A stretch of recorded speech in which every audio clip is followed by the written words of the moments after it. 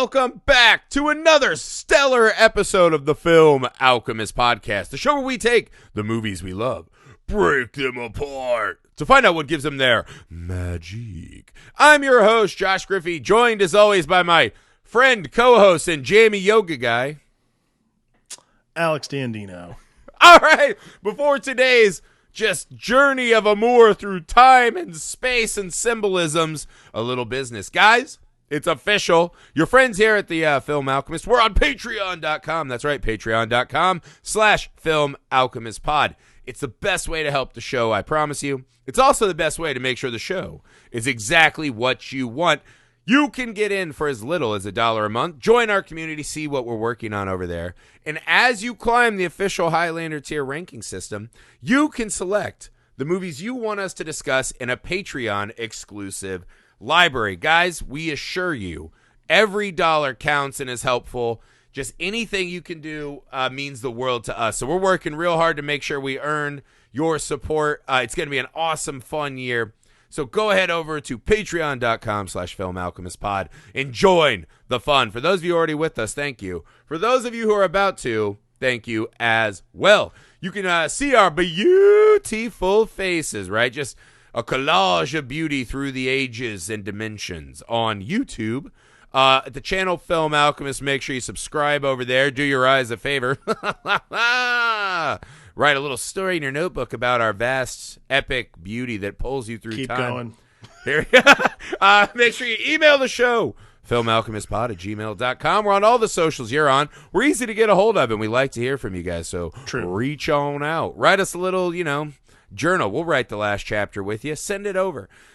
We also would appreciate if you take a second, leave us a rating and review wherever you find the show, including now Spotify. Make sure you give us a 5-star over there. Help us defeat the algorithmic cancer that tries to keep us from being our greatest self, reaching the pinnacle of amour.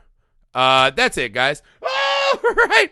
Before Alex gets real mad at me, today we're discussing one of the most amour films of all time. Really laying it on thick here.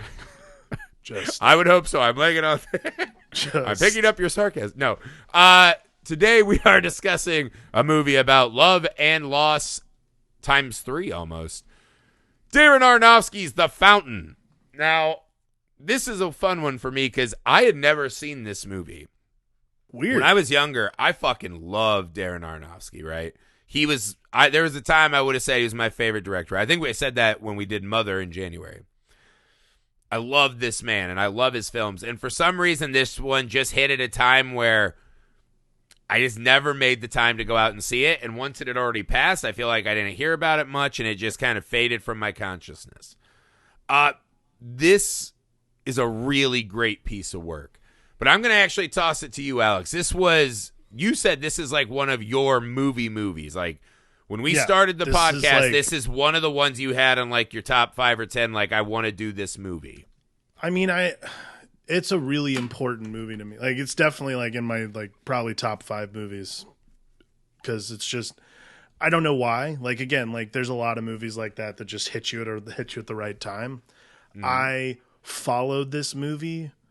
Because early, so this came out in 2006. So I was just moving to LA when this happened. Before we were able to really use the internet to learn things about movies, I was trying to figure out what was going to happen with this movie because I was obsessed with seeing the next Aronofsky movie. And particularly because my parents had just moved to California, I was like, oh my God, I might be able to see it first. And I could tell everyone at school about it. And we can talk about how cool it is and all this other shit. Old gatekeeper Alex. I spent a lot of time trying to figure out what was happening with this movie. If you follow, this movie has a Hearts of Darkness style magnum opus story to how it got made. This movie cost Darren Aronofsky all his movie capital after Requiem. He went into production on this originally. It was a $70 million movie, and he went into production with Brad Pitt and Cate Blanchett. That was the original production. Really? That was the original cast. Brad Pitt was attached almost all the way through until finally, because of Finally, Brad Pitt bailed, and because it was because of overruns on the budget, Warner Brothers shut down production. So Aronofsky took the script back, rewrote it as like a $30 to $40 million movie, and then took Rachel Weisz and Hugh Jackman out, and they made this. So there's a version of this movie actually that exists in comic book form. If you ever want to go, it's on Amazon or your local bookstore. There's a graphic novel of The Fountain. There's a graphic novel of The Fountain. It's is his original version of the script? It's his original version of the story. It's wow. It's very weird. It's weirder than this movie, I'll say that. Well, that is a feat. It's far more, and I think because it's a comic, it's also far more ethereal than like a movie could ever be. Mm-hmm. And that's saying something, because I think The Fountain, as far as ethereals, really gets there. But for me, this movie was a really important experience and an important movie. Like, I saw this movie Thanksgiving Day, 2006, at a theater in Elkhart, Indiana. I couldn't tell you. Cultural hub of the Midwest. It was me and my cousin Garrett. My cousin Garrett was like, he was 16 at the time, and I was like, I got to go see The Fountain this morning. It was 11 o'clock in the morning. We went and saw this movie. We were the only people in the theater. Absolutely nobody else went and saw the movie. Surprise, surprise. As you can see by the box office. This movie does not say small town Indiana. Yeah, especially the RV capital of the world, Elkhart, Indiana. But that's a real thing. Look it up. But yeah, for me, The Fountain is one of those amazing movies. And from here, that point on, and once I got the DVD, and this is weird, this became like a movie that I would show girls. I'd be like, have you ever seen The Fountain? They're like, no. And I'm like, oh, let's watch The Fountain. Wait. Swear to God. This was your panty dropper movie? Dude, it worked. Sorry. I'm married now. I don't know what to tell you. So like one girl bit? How many girls saw this and were just like, holy shit? At least 3. In my experience, at least 3 that I showed it to. And their general reaction was like, this is exactly what I came over for. I'm stoked the general to be reaction was Fountain. halfway through the movie started making out. So that was like, Okay. No, I mean that happens, dude. I remember again, it's not like the panty dropper movie of my era. It's no Brotherhood of the Wolf, but I mean, nothing is. Let's be fair. Nothing just charges the inner sexual beast of a human like Brotherhood of the Wolf. But no, mine was when we were in college. Every time it was like, maybe you thought there was going to be a hookup, but a little like tepid. Right. Like, let's have some Keystone Lights and turn on Garden State. Like every woman wanted to turn on Garden State. Yeah. So I've seen the start of Garden State like a shitload. Right. But look at me over here. Like I'm some kind of like fucking Wilt Chamberlain, yeah. Probably up to that 07 song, and then you're already making out, But but regardless of what this did for my romantic life. You're just like, you be the mom, I'll be the dishwasher that doesn't latch. Fall on me, baby. Wow. The movie itself, though, was like seeing the movie was one of those experiences in the theater where you're like, wow, like I'm seeing something that I've not ever seen before. And I remember like the way this movie presents itself, and you watch it now, like it feels pretty. It's not dated, but it still feels. I mean, I don't feel very out of it as far like visual effects wise, and for that, it feels very timeless. Mm-hmm. The story is so nebulous and does such a good job of like allowing conversations like this to exist that like it never is going to go away. But this is why I love Aronofsky, because Darren Aronofsky this is like the passion project, man. Mm-hmm. He put so much time and energy into this movie, and like this was supposed to be his big budget feature, and it ended up being, for $35 million, a pretty middle grade budget movie. Mm-hmm. And he put together this sci-fi extravaganza that spreads across 3 timelines and is literally just about love and about death. And for me, that's pretty impressive. It's a strange hodgepodge, right? So having not seen it, and we just did Mother in January, right? Yeah. When it opened with the handwritten Beyblade quote, I literally just go, God damn it, not again. I was so That mad makes 'cause I'm sense. like, is this where it started? Is this when the Bible ruined Aronofsky? And it took me a little bit to like sink into the movie, right? And again, it is these three narratives, right? One of them's almost like a Princess Bride, like him reading a story narrative, right? Then there's the modern narrative with the cancer research and the dying there's the wife. like Conquistador narrative. There's the right, modern, that's her book that she wrote in the journal right. or whatever. The modern narrative is him as a cancer doctor trying to basically cure death, essentially. to cure his dying wife. I mean, he's trying to cure his wife, but he's playing then it off. And then the yoga bubble guy, I'm assuming, is what he added in the last chapter of her story, right? Is how I read it.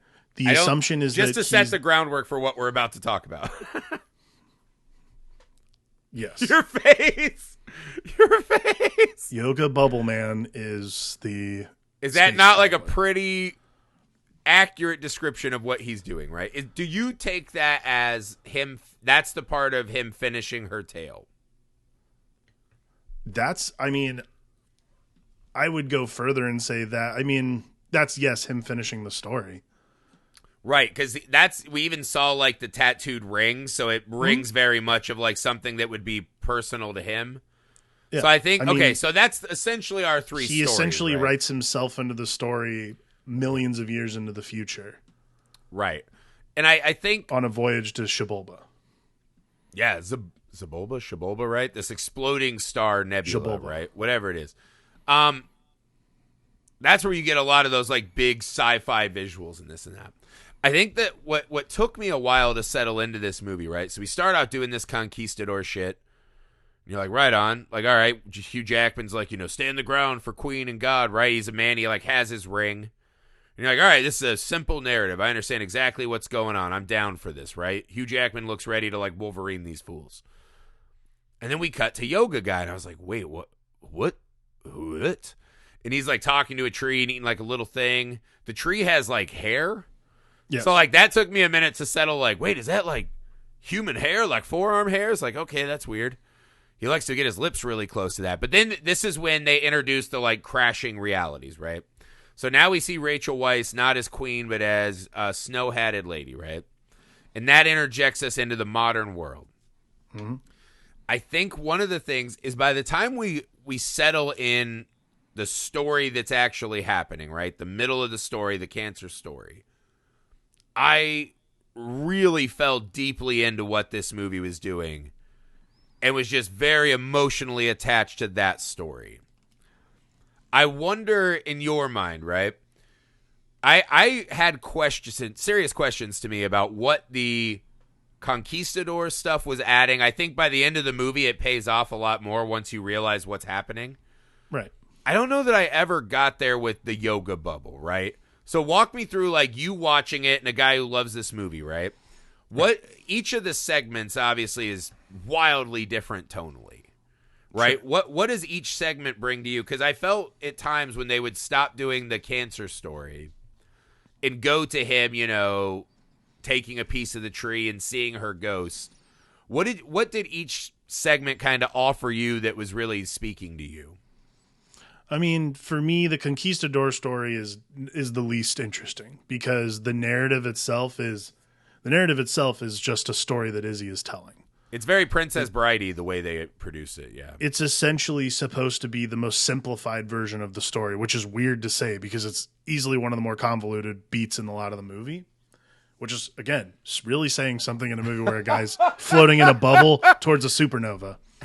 But the modern story itself is about a man accepting the modern story is actually, like, for me, the middle of the road for Hugh Jackman's, for Tommy.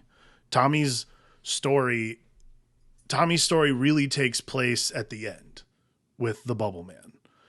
This is like his inciting incident. The entire middle of the movie, which is his or the entire like present day stuff, I guess you would call it, is the inciting incident for what actually causes, like, a literal interpretation is, yes, he's finishing the story. The more, in my opinion, the approach you're supposed to take in watching the movie is that because, okay, within the context of the story, Tommy, at the last second, right before Izzy dies, discovers that they've found some ancient herb that is like actually basically reversing the effects of cancer. They found the tree of life somewhere. Discovered the tree of life. In my opinion, actually, the Bubble Man is happening. It is actually Tommy millions of years in the future traveling to Shibulba with the intent of reuniting with Izzy, thinking that she is actually thinking that if he takes the tree that he buried her under, because that's the idea, is that the tree is the reactive DNA of Izzy living in the tree. If he takes that to the star, it will cause her to rebirth will happen. When the star dies, when the star bloom dies, and I will she'll live. bloom.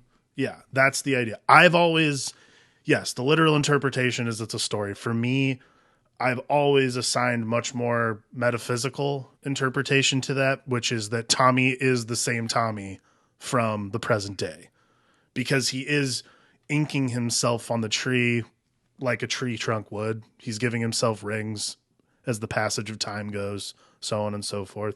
Yeah, like it is, again, you have to buckle in. Like for me, it's a movie much more about, and yeah, like there is a through narrative, but unlike Mother, where like you're literally having to react the entire time to a movie, this one takes its approach much slower. And instead of react, what it's asking you to do is surrender to the reality of the fountain itself. So, right. Well, I feel like Mother has, and again, not to relitigate, I feel like Mother had so much to say at such a loud volume, but none of it had any kind of context or value. Right. Right? That's a movie where it's like screaming in your face and it's like shocking you, but like when you start adding it up afterwards, you're like, all right, I don't know there's a lot to say. Like I experienced like a punk rock show. Fine. This one has a really, I feel like what is at the core of this film is this really deep, just sit in fucking grief. And it's done in a beautiful way to me. Yeah. Mother is the tone poem written by like G.G. Allen. And The Fountain is, and honestly, and he does the score. We saw him in LA do the score live, which is like, it was an unbelievable experience.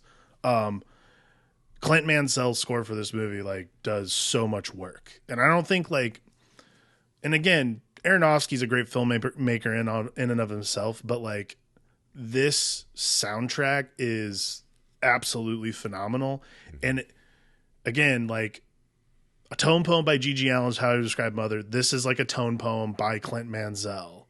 So like it's this long drawn out beats, these long moments, these like yawning kind of like ethereal sounds. And that is how you're supposed to draw the movie out. Like it's a much longer movie. It's not that much longer than Mother. It's not even 100 minutes, which is kind of stunning. Yeah. It's a 90-minute movie, but it's interesting because like it's a 90-minute movie and you honestly feel like it's 2 hours long. It's very weird to sit through a movie, but not be annoyed that I sat through a movie that was like, it wasn't one of those things like, God, that felt like it was a million hours. This one just feels like it takes a lot longer to get there, and you realize it's only been an hour and a half.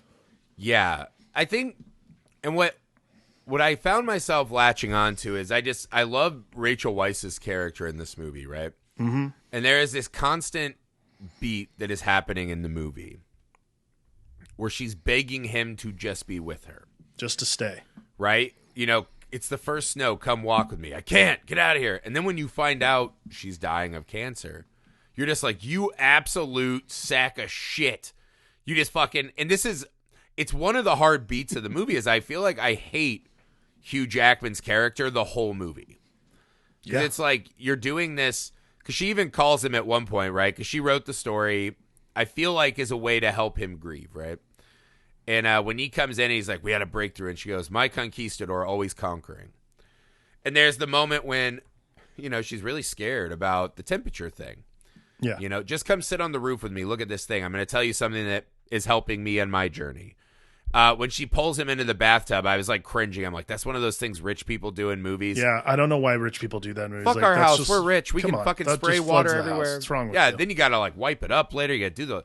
It's like, oh, it's romantic in a movie, but it drives me nuts. It's But really in not. that moment, though, right, when she literally shower is for dying, Yeah. and she's just like, I want you to just fucking see me. Don't see the tumors. Be me. Because he sees it and he's like, we got to call the doctor now. She's like, just fucking be with me. She knows she's going to die. Right? And she's trying to accept it as death is creation, right? Which she talks about. And he's trying to fight that with everything he has, right? And I love that repetitive beat, right? When they're at the museum, like, please read this story with me, right? This first father who becomes the roots of the tree of life, and every bird that eats from said fruit, right? He flies on their wings, right? It's kind of lovely sentiment. And watching her constantly try to get him to just stop and be with her. And it's one of those things that really hit me. I guess I'm kind of like a weirdly repulsed by intimacy guy. Like, there are times, right? But like, I'm not like a hold hands person. It's weird because my kids are not like that. My kids and me are very touchy-feely. But even with Amy, my wife, I'm not like a, like, let's fondle each other in public type. You know, I don't need a lot of, like, when we sleep, like, don't touch me. We're going to start sweating. Like, I'm good. We can, like, talk like humans. You know, we're good. We can convey more with our words than with our fucking sweaty legs touching under blankies. Right? And so, like, it's just not me.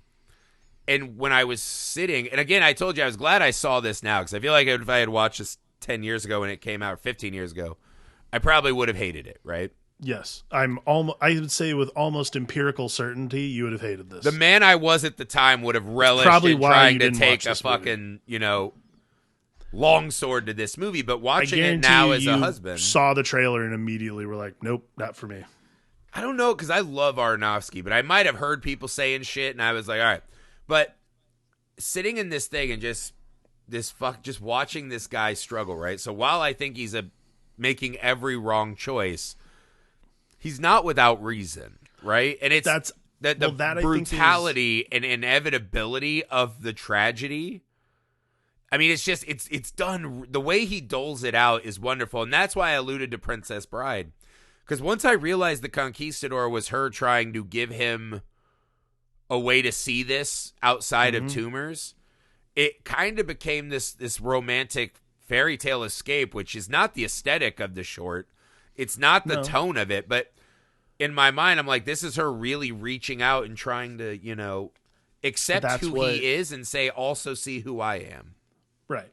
That's what this is. That's what this movie is, though, is like, it's about the exploration of love. And it's about the exploration of how do you cope with the inevitability of death? And not only that, the inevitability of death with the person that you love more than yourself, more than life itself. I think that's what makes, like Tommy's decisions are infuriating because you're just like, dudes, it's, you know, and us as viewers are saying like, it's Rachel Weisz. What is wrong with you? But she's so fucking warm and glowing. She is. But what like it they is, say it at her funeral, right? She has this grace in death, and you're like, fucking go on the walk with her, you asshole. Right. But what it is this, like you're sitting there shouting at Tommy being like, dude, go on the walk. But like, you realize he's blinded by the motivation to keep her. It's not about her saying, stay with me. He's imploring her to stay with him. Like, it's this constant pull. And so finally when it happens and she's gone, that's what I mean. Like, that to me, that is like, man, Hugh Jackman has made a career as Wolverine. Like, there's no doubt about that. He's been an amazing actor in other things. This is such an incredible performance. That scene after she passes and he comes back to the lab and he's working and he finally is like, death is a disease. And he gives this incredible little, like, it's a really quick speech. He screams at it at the funeral, right? Yeah. Like, he's like, I can't even listen to you talk about how great she is. She's gone. It's just this, I mean, it's truly some of the most incredible acting, but it is like the moment for me that Tommy kicks off this exploration into like, why do I have to accept death as the end? Yeah. What if we can live forever? What if I can make this happen? Like that is, I think that's the ultimate goal that Tommy and Tommy the Spaceman have, is that it's not about what it is about proving that death is the disease. It's not about proving that death isn't a rebirth or death's the eventuality of life. What he discovers at the end is that that's true. And that there is grace in death, and there is grace in how Izzy passed, because like he can be with her now. But like what it ends up being is this constant push against what he's just told. Yeah. And I think that to me is the most like, that to me is what makes Tommy relatable and more human than anything, is that we as humans all rage against the dying of the light. Like that's just like how we're built. None of us want to just accept death. It's those that can accept it with grace that we're all, kind of jealous of in a certain way. But then those of us who have to stay and deal with that are the ones who are like, why do I have to deal with this? Why can't I prevent it? Why can't I fix this? And I think that's what makes Tommy's character so human, and while deeply flawed, so emotionally impactful. Well, I think it's the standout segment of the movie to me is specifically because I wouldn't describe this as a love movie at all, right? This is just a grief movie to me. Because while you can tell that the grief is born out of a deep love he had for this woman, he takes every chance he can to run from her. He's so obsessed with the idea of saving her that he refuses to cherish her and get the last bit of time he can, right? And there's such a universal truth in that, right? Is that we all wish there's someone we all wish we could go on that walk with again, right? We just didn't, right? We didn't call enough. Like when you've lost someone, that's the first thing you think is, why didn't I give more of myself, right, to them when I had time? And now we don't. So watching, and again, it's, one of those lucky things of a script, right, is that he just happens to be a cancer doctor whose wife is dying of cancer. So he does have agency in this fight. But watching this kind of futility of a man who knows how slow science works, and he's starting to like cut corners and get a little wild with it, and her just watching, saying she knows he can't save her. And the fact that the movie never fucking stops to really give them that really warm, like we both understand what's happening moment, to the fact that when they even show her as the queen in the Conquistador segment, she's literally behind these fucking like thin veils, right? She's always so removed from him, and he can't. Like the one scene that really got me was when he comes to see her, and Ellen Burstyn's character, Burstyn's, yeah, she's in there talking to her and just having this really warm, nice exchange, right? The shit that love is built on, right? And he can't enjoy that, and she comes out and she just goes, "Your wife's amazing." And he goes, "Hey, have him check the animals for me again." Like in that moment, seeing what he is missing out on, his first thought is, I should still be at the lab because maybe I could get this again the way it was, not the way it is now that's sad and tragic. And it's brutal. And the first kind of release of that, is the scene when Ellen Burstyn hugs him, is like, the results are great. The tumors are receding. Turns around and they're pulling a blanket over his wife. And he goes full Wolverine Berserk mode in a totally understandable fashion. And it's gut-wrenching, right? And so that segment of the movie, just when all of the things in that segment congealed to me, I thought the movie, I was like, this is just as good as it gets, right? Filmmaking. Like, they're just nailing me to the floor. I don't know if the other two segments ever quite reached I don't know if they matched the level of that segment. And I'm not saying that it was to the detriment of the film. I do wonder if all three segments being split throughout did hamper the story in a bit. You know what I mean? I mean, the Conquistador stuff never got me, to be honest with you. Like, it's never been a very emotional beat, but I also, because it's just so far removed from everything else going on in the movie. Like, to me, the Conquistador story, like is the most superficial version, which is like, bring me back the elixir of life, and you can be, I will bride. be your Eve in this new garden. Which is like one of those things where you're like, okay, well, that's it's classic fairy tale shit. You're like, great. That's like, that's your fairy tale. They did have this weird interlude with this fucking hardcore butcher just dropping people on their heads and shit. This guy just like whipping himself to death, right? Oh, you mean Stephen McCaddy being the well, he's the Inquisitor. But I was supposed to happen during he's supposed to happen during the he's cancer, right? Like, it's supposed to happen during the Inquisition. Because he's even like when he's reading out the map, I was like, all right, so he's the aggressive cancer taking over her body. She has one sliver left, right? And he's her last hope of saving her, body government as Spain. And I was like, all right. It's a very specific, and that's like the most literal it's the most literal version of the story. Like, right. But he even has him in his crosshairs, but has to run back because the queen wants to see him. And so there was a thing. Well, again, I was with you. I was like, this isn't really working for me on any level. Why is this here? But again, once the story shows us that Rachel Weisz's character is the one who has vocal authorship of that, then it mattered to me a lot knowing the warm, loving, dying person it came from. It took on this strangely romantic aspect to me.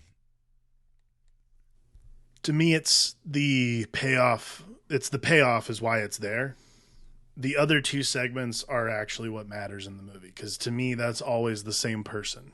It's not even a story. Like, to me, that version of Tommy persists throughout the rest of the movie. And like, I think like the present day stuff is the emotional weight of the entire movie, because like that's the true, mainly because like this is where we see what this relationship actually is. Mm-hmm. And I think that's like the brutality of being in love and like dealing with the grief. Because like I disagree with the notion that this was just about grief, because to be honest with you, grief comes from love. I agree with that. They just never show us the love. Only way you can be aggrieved. Right? Well, that's not true. Only way you can be aggrieved in any way is to love something so wholly that you can't even handle the concept of it. The concept of it going so foreign and so awful. Like, I think all of us, of course, would want to stay, but at the same time, like, the motivation to keep is so much more. Right. It's too intense. None of us have the ability to fight something like that. No. Yeah. None of us could.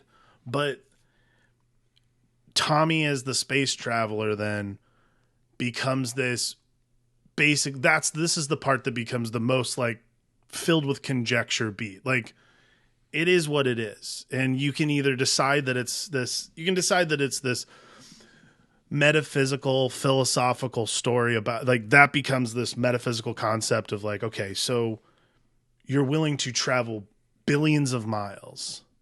That's like the length you'll go to for love. Like, you're actually like putting it into actual calculations that like there's an actual number you can travel. And that to me is like that. There's a level of metaphysics there that's way too smart for me to like comprehend. But what I can say is the reason sometimes it doesn't work mainly is because it's Hugh Jackman playing off himself. And that is the part that's more difficult, is because it feels very selfish. And because of the way it's contextualized throughout the movie, the concept of Tommy the Space Traveler until the very ending beat becomes this very selfish, until all these stories coagulate into one completed line, because they all go crashing into each other in the third act. Until they do that, the space traveler feels like this. It's the version of Tommy you're like, oh wow, so he's like so far removed from how he felt in present day Tommy that he's like just on a journey now, space traveler, even though he brings this tree with him that's supposed to be his wife. Like, that I think is always that's the hardest one to wrap your head around. It's also the hardest one to really get behind, because again, he's just by himself. Yeah. He's playing himself the entire time. So until the very end, when it actually pays off beautifully, it's very, very difficult for any of us to just be like, and he's constantly seeing her ghost, and and he's constantly doing all these things that don't seem to really matter. And again, it is one of these things where you're like, this is a guy who's in a bubble spaceship flinging himself towards a supernova. How does that make any sense? And Yeah. I think what it ends up being is like, this is like the truth. It's weird. Like we were just talking about these, like the De Palma and the Friedkin documentaries that have come out in the last few years. And like, these are guys who made like very literal movies. Like fucking Billy Friedkin was making documentary style movies when he made goddamn French Connection. This is like the most odd and metaphysical movie, section of a movie you could make. And you just tell people like, this is what's in my head. This is what's in my head when it comes to like the lengths I'll go to be in love, to discover love, and not just that, to preserve it. I refuse to say the WandaVision line because I know that's like where it's headed. I'm not going to say it, but because it's fucking lame. In any regard, that is like the heart. That is like the heartbeat of the entire movie is absolutely grief, but it's surrounded by like, it's precipitated by how much love has to be lost. This grief it's incalculable. And I think that's really what pushes us into this future narrative. And it's the only way it can even work. Because otherwise you're just watching a bald guy in space otherwise, which is weird. Which is exactly how I was watching it. Yeah. But to me, I think the thing is, right, the way I think of that middle part, right, is that, you know, he talks about how sad he is about his wife, right? When he loses it and she says she'll be dead by then, right? He's having this horrifying moment at the like X-ray machine, right? Yeah. And he says something along the lines of, you know, I got to keep working. I got to do this. I can't remember how he phrases it, right? And the boss just asked him, like, who's with your wife? That's the whole story, right? Is that while there was love, now he can't feel it because he knows it's going to be gone from him, right? And that's that fucking horrifying realization, right? And I think to your point, when I watched The Bubble, right, I literally just was like, all right, theater of the mind. Because when he's screaming at her to, like, leave him alone, right? That's the deep grief that I think he's like, I can't fucking exist like this. Just fucking suffering your ghost, right? And the fact that I didn't go on that walk with you and you keep showing me that moment, right? It's these very pointed versions of her that are reminding him of the times he kind of failed her the most, right? And I think there's just something so wonderful about watching Hugh Jack. Again, the aesthetics of that scene to me do not work, right? Because I was telling you, when he was like floating as the yoga guy in the Aztec temple with the fire sword, all I could think about was Ace Ventura 2 when he's like comes back to the monastery. Alrighty then. It just like visually did not like congeal for me in the way. Now finally when he's back as like Conquistador guy and he sees the like fire and his hair's blowing. Wonderful, right? Big, beautiful image, right?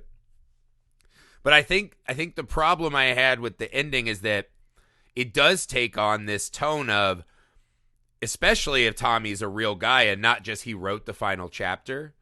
If in the way I see it, right, that this is him writing the final chapter, the kind of I refuse to learn the lesson you wantness of it works for me a little more, right? If that's just Tommy in the future still refusing to accept that journey with her, it doesn't work for me as a philosophical ending of the movie, right? Because the way he does it in the temple when he first finds the tree of life, right? And he like drinks the juice greedily, rubs it on his wound, and plants fucking erupt out of him, right? Right. It's literally telling us that you cannot escape this fucking thing, right? And him going to the ends of the earth saying like, we'll be reborn together. You'll bloom and I'll live is not what this movie has been telling us, I felt like to me, right? It felt like he was dodging this.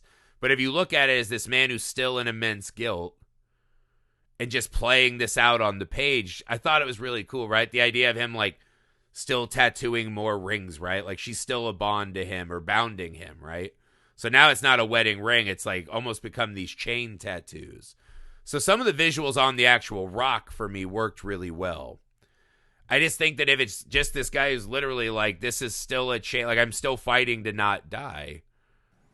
I don't think that that's it at all. I I actually think it's about accepting the fact that you will die. That's what. Well, she that's tells him that at one point, right? On the rock. That's what the ending of the Conquistador story is the acceptance of death. He tells that and then Izzy's story in the present, where she's telling the story of Shabalba, and like you were talking about with the flies and all that stuff. That's what that is. He's just. It's the acceptance of the alternative. It's not love for that one person. It is love for life. Life must flourish. That's what that is. It has nothing to do with just romantic. But that doesn't exist when that fucking Shabalba is gonna explode, right? Like I feel like I like the Conquistador ending more. But see, once Shabalba explodes, remember the tree rebirths essentially. Yeah, and then it's just right. a tree in a space bubble. I mean, right, but it's those two coming back together, right? And I think one of the thing is too, because we get the two smashed endings right together, right? Is she wrote the ending where the Conquistador greedily drinks from the tree and explodes into new life, right? That's her ending of the story. And I feel like when you juxtapose his ending of the story right next to it, they felt disconnected to me. Like they're diametrically opposed endings in my mind. And I guess that's fine, right? Because the whole movie's about them not seeing it the same way. Right. To me, they're both just endings of rebirth. That's all. Yeah. Like, that's really kind of like all there is to it, is just this. It's essentially this cycle of rebirth. It's not necessarily, I mean, love is what pushes the movie through, is the theme, and thematically love and grief is what pushes the movie through. But the ultimate ending of the movie and the point of it ends up being about what rebirth is and the cycle of love, loss, and all that, and everything that we believe and hold dear in this world in general. So like for me to watch because I've watched this movie 100 times, and it's a very weird scene to watch this fucking star explode and then a tree bloom, which again, very metaphysical. You can decide floats however out of the bubble away from the tree. Yeah, it's right. Which you can decide however you want, but like once the star explodes, he's thrown back into the tree and they become the tree together. Again, it's whatever you want to interpret rebirth and love and all these things to be. That is what makes this movie unique in its own regard. There's Aronofsky's version, there's your version, there's my version, there's 50 million other people who've seen the movie's version, but everybody watches this movie, and even though if you don't like it, and this is another reason I love Darren Aronofsky, and we were talking about this before the show, is why like Aronofsky doesn't like pop off all the time. Like we don't get a movie every year from Aronofsky. The difference is every time Aronofsky puts out a movie, we always end up talking about it. Not even the pod, but like the year it comes out, that fucking movie is talked about. However long, whatever the news cycle is, that year, that movie that he puts out is talked about by everybody. Like whatever happens. And that's what makes him a powerful filmmaker. And that's what makes, well, I don't think The Fountain is his best movie. It's by far my favorite. But that's because that's what this movie does, is it gives us all this opportunity to explore the conversation of what actually is the point of The Fountain itself. Yeah. Well, I think in a weird way, it's, because I kind of glom on to the brokenness of the film, right? Is that this is just a movie that just lets you really sit and wallow in the grief and the bad stuff. And it's okay that it's a little messy, because that's how that is, right? When you've experienced these things, it's a mess, right? You don't just like, well, that was terrible. Say your goodbyes, put it away, right? The way she kept cropping up in the bubble, I was like, this is a scene that like, what the fuck is this? But that I understand very deep Everybody in my understands heart, it. right? Like, there are things that are otherworldly in this movie, but that are really very simple. Yeah. And I think that's what for me makes the movie timeless. Yeah. Like I couldn't give a fuck about most conquistadors, right? Because I know this was his wife talking to him, I really like. So to me, I sat and I think it's just one of these great visualizations of just, to me, the fountain in the movie is just how much hurt and sadness exists in all of us, right? That within all of us, there's just this dying fucking star.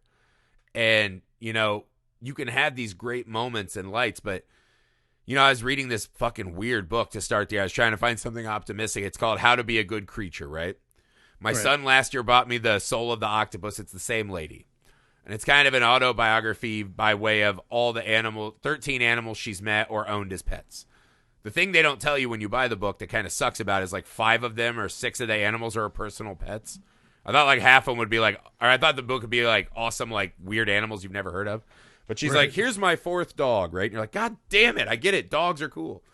But she talks about when her first dog died, right? Her husband explained it as you have your forever dog, your timeless dog, right?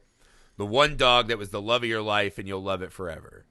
And how tragic it is that we love dogs so much. And there's just science on this, right? People who have dogs, you live a little longer, your little heart's a little healthier, they feel like, because they're just this great sponge of like our bad shit. It's hard to be mad when a dog comes up and is like smiling at you, right? And he talks about this forever dog, right? And you can love your other dogs, but they'll never be that dog. And the tragedy that you find that dog and its lifespan is just so much shorter than ours, right? That they're so full of good shit, they just get used up faster than us. And to me, that really resonated when I watched this movie, right? That she's just this bright, he's probably just this guy who without her, we see who he's going to be. And it's not someone that's going to be a joy to be around, right?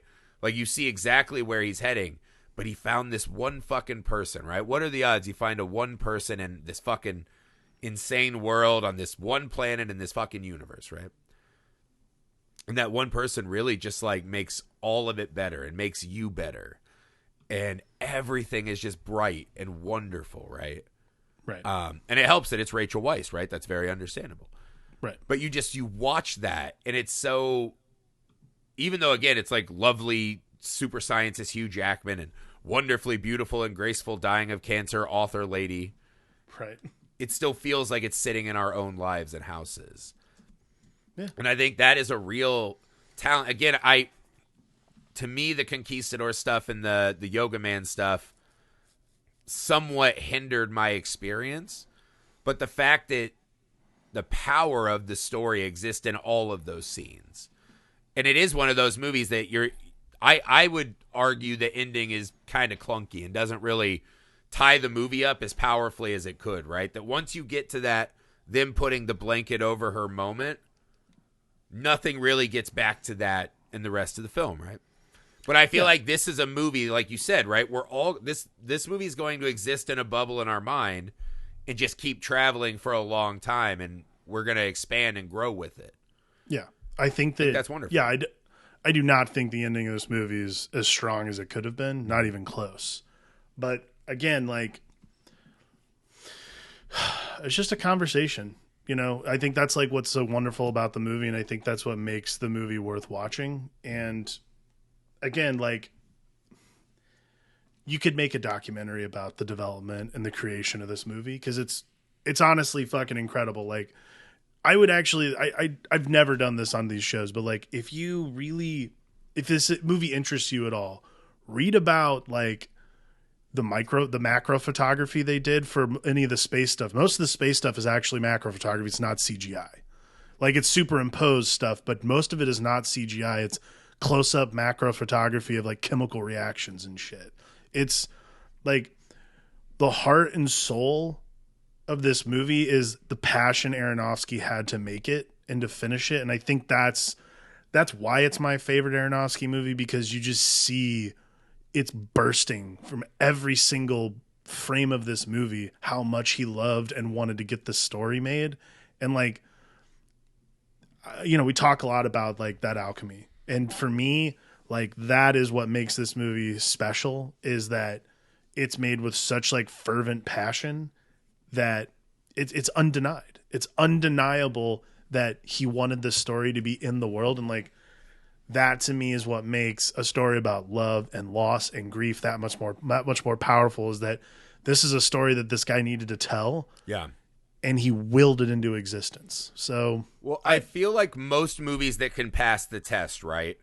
Could another filmmaker have made this movie? No. And that's what I mean. That people say that test a lot, right? Like, no one else could have made whatever, right? Die Hard. Well, that's not true. I bet a lot Sure. of people could have made Die Hard, right? Yeah. Are we glad that those people made it, and did they do a great job? Sure. Sure. Right? There are some movies that are so unique and so quirky in a way that is so bonded to the very core of who the filmmaker is. And again, I think it's such a, like, just on its core, right? Like, you could imagine someone along the way, like, do we need the conquistadors? Do we need the yoga guy? Could we just do the, like, scientist? And, like, you can imagine all the notes he probably got in this process, but this is what he wanted to make. And that alone, I think, is always something to be cherished. I think every Aronofsky movie that comes out, I watch and I go, only Aronofsky could have made this movie. Maybe not Noah, but every other movie. The Wrestler, someone could have made The Wrestler. Maybe Black Swan. Like, this one feels so insanely to use your phrase, specific. This one is very Aronofsky. specific to Aronofsky, for like, sure. This is the one you're like, because I feel like, again, people say that a lot about a lot of movies, right? Right. I mean, this is exactly. I remember reading it. This is what I remember reading about it. So him and the guy who helped him write it, Ari Handel, who's his producing partner, they walked out of the Matrix. They saw the Matrix. They walked out of the theater, and Aronofsky turned to his producing partner, Ari Handel, and he goes, "What the fuck kind of science fiction movie can anyone make after that?" Yeah. Because he was like, there's no other science fiction movie to make. It's done. The genre is over because that movie came out. That's the last science fiction movie anyone can make. What else is there to say about science fiction? Like, that is like... I think it might be one of the best science fiction movies ever. I don't agree with that, but yeah. That was a jaw dropper. Like, all of us that saw The Matrix, we were like, holy shit. It's a movie, like, The Matrix redefined science fiction. So, like, that's Aronofsky. The jumping off point to create The Fountain is literally him going, like, I guess I'll try something that's, like, not even close to being about that, but, like, what I think can be explored now in science fiction. It's so funny to me, too, because you keep coming back to science fiction. If someone asked me what this movie was, I would have said it was a romantic fantasy. Right? Oh, no, it's a romantic fantasy movie for sure. I don't get any I science think that fiction. It's funny, but I think that's cool because I know we're kind of disagreeing on some of the parts, right? But I think there is a calculation that the really good filmmakers can make is when do you have to answer stuff and when can you leave it? And I do think that most movies over-answer and they lose real estate in our minds. And this one is really good about that. That's what makes Aronofsky's movies generally unique is that he never answers questions unless he needs to. Like, I never feel at the end of Aronofsky movies like I don't have the ability to answer the questions on my own. And I think that is what makes him as a unique filmmaker. But, like, yeah, I totally agree. It's a science fantasy. There's like 4 different genres in the movie, to be honest with you. Yeah, because even that, it's like very spiritual, right? It's like a yoga guy. There's no rockets. There's no propulsion. He's flying towards a star that might as well be a fucking portal. Like, it's just beautiful imagery. Somebody asked him actually why he chose a bubble as like a spherical bubble. Like, why would a spherical bubble be the spaceship for this guy? And his response to that was, there is no reason a spaceship would be built like a giant truck in space. There's absolutely, I'm like, well, all right, that's what you say. Like, all right, let's not go telling them mechanical engineers how to do their job there. Yeah, Bubble Boy. All right. I'll pat you on the hair there, Bubble Boy, and we'll move on. Settle down, lost 90s comedy movie, Bubble Boy. Chill yourself. There, old Aronofsky. No, right. But yeah, but I think that's one of the great things, right? I feel like we watched 2 different movies, but got the same effect, right? You're moved to sit and just ponder. Because again, the yoga guy, every time I saw it, I was cringing. But you come back to the emotional truth of it works in my heart. And I watched it completely differently than you did. At a different age, I saw everything differently, it sounds like. But you also felt it deep down in there. I think it's really... You're never going to make a movie that appeases everyone, right? I think the emotions are always true, though. Yeah, and if you can do that, right? Like, even when people aren't agreeing with you, they look at the screen and they go, there's truth in that screen. Yeah. That's really fucking hard to achieve. And again, I think where Mother falls on its dick a lot is that it's just, none of it is unified, right? It's all these kind of theorems and noise and often nonsense, right? This one feels like what Mother would aspire to be, right? That while it is weird in art house, and again, sometimes symbolism is sledgehammer and this and that, it has this underlying soul that is so omnipresent, whereas Mother feels very vacuous in that way. Yeah. So I found it a wonderful film. I don't know if it sounded like I didn't love it. I thought it was a great movie. No, I mean, I think that, again, if the emotions are true, and they are deeply true in The Fountain, I think no matter how you interpret or watch the movie, you're going to get there. Yeah, I mean, I was balled up in my recliner having a good cry, pondering my life. And honestly, I like that about movies, man. Yeah. I like a movie that says, you know what? You've been holding a bunch of shit up, right? You've been a little pent up. Like, let's let the valves out. Let's, like, really have at it and just feel. Like, just fucking feel it, man. And I think that's the lesson that I wanted Tommy to learn in the fucking movie, right? Like, feel this fucking hurt, right? That hurt means that hurt is earned, right? Yeah. You know, unless it's criminal hurt, right? This kind of hurt exists because you met one of the great creations of all time, man. Like, the fact that those molecules existed to make that person for you. And I like and honestly, like, I felt that way. Like, when my wife came home, I just kind of watched her playing with our kids. Yeah. And it's just like this insane, like, I was looking at everything macro, like you're saying, like, oh my God, I'm just this fucking soon to be bald jammy guy. Right? And like, I'm going to be really sad. Like, but that's important for us to be able to do that up on the screen, man. And for all you single guys out there, you're welcome. Although single guys are like, gross. I'm going to go get with that surly ass nurse that keeps back talking him. Legitimately, who actually is the lady who gets iced in Spider-Man 2. Is she really? Yeah, also, it's like actress. There's a lot of like, let's be professional attitude from her while constantly slamming clipboards. I'm like, you're really sending off mixed vibes. A lot of clipboard slamming. Honestly, like, if you haven't seen it and you're listening to the show, you should watch the movie. Like, it's truly an experience. And nothing we said is going to change it. It is like Mother. It's a movie that narratively can't be spoiled. You are going to watch the movie on your own. Trust me. Like, anything we said, you're going to go, I don't agree with any of that bullshit. I am pretty used to those waters. That's the bubble that I floated. honestly, if you're even more interested, I would pick up the comic book. It's very, very interesting. I liked it enough. I'd want to read the comic. It's interesting to see what the original... It's not too far off, but it is interesting to see what the original version of this was. Yeah. And to imagine Brad Pitt and Cate Blanchett doing this. Now, that is really... Honestly, I don't think Cate Blanchett's warm enough, man. I don't think so either, man. I also don't think Brad Pitt's cold enough. He's too... Now, see, that I think that... I know that motherfucker's stone cold. Did you ever hear the story about him and Mike Tyson? Yes. That one I... So he was fucking Mike Tyson's wife, rolled up with her in a car to Mike Tyson's house. And when he got out, Mike Tyson essentially weighed in his mind like, it's not even worth killing this skinny guy that my wife's fucking. But I was like, the fact that Brad Pitt got in that car, rolled up to the gates of Mike Tyson's mansion is like, yeah, I'm not getting out. I'm going to ride this through to the end. You're like, that's the coldest motherfucker. That just means he's hard. Yeah. I don't know if he... Just the coldest motherfucker. I don't know if he's cold enough to be Yoga Jammy Man, but, what are you going to do? But Hugh Jackman doesn't give off cold. He gives off broken to me, right? Broken, which I think is what you need. But because there is a world where you're like, you could imagine them on a dinner date. And again, the way I say it's a grief movie is because we don't get to see that from them. No. There are very brief moments where she literally strangles him into a moment of affection. He's waiting to run back to that lab and fucking chop monkeys up, right? Like, that's who we're watching. But again, she is the fucking absolute bright star at the core of this movie. Because you're just like, I want to be on that snowy roof with her throwing snowballs.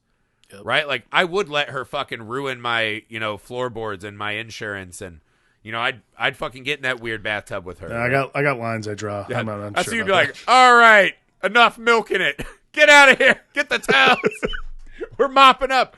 No, that shit literally bothers me in movies. Oh, no, I agree. For Rachel Weisz, carte blanche. You can fuck up anything in my house you want. The best. That's it for The Fountain, right? That's not it for the month of Amour. No, it is Actually, not. this next film is a really interesting companion to The Fountain. We're doing Death Becomes Her. Completely by accident. Interesting companion. Like a weird, we're covering these both at the same time, and it's a strange double feature that works really well. So if you want to do that for yourself, Death Becomes Her. The fan vote is up for the final film of the month of Amour. A little heated debate between us. It's gonna be hosts Pet here. Cemetery. All right, so yeah, know it. it was Gladiator, The Descendants, The Notebook, right? These are classic. For the month of Amour, we pick a theme, right? This month's theme is The Pod is Loved and Lost. My contention is, what is more a tale of love lost than Pet Cemetery? We've had some bickering. The fans right now, the patrons, are in favor of Pet Cemetery. So if you want to tip the scales and free Alex from having to watch Pet Cemetery, go to I don't have a problem watching Pet Patreon.com. Cemetery. I just don't think it's a romantic movie. It's about true love. Sometimes love's better, Alex. That's all I'm going to say. Stop it right now. Guys, go to patreon.com/Film Alchemist Pod. Get into the Discord. Vote on the movies you want. So, specifically tell us to cover the movies that you want in our patron exclusive library. Every donation and bit of support helps, guys. Even $1, we appreciate it, right? Go to the YouTube channel, subscribe, Film Alchemist. Email is filmalchemistpod@gmail.com. Make sure you find us on socials. Rate and review wherever you find the show, including now Spotify. Hit that 5 stars, man, as our bubble flies to the fiery hot end of the month of Amour. For the Film Alchemist, I'm Josh Griffey. I am Alex Dandino.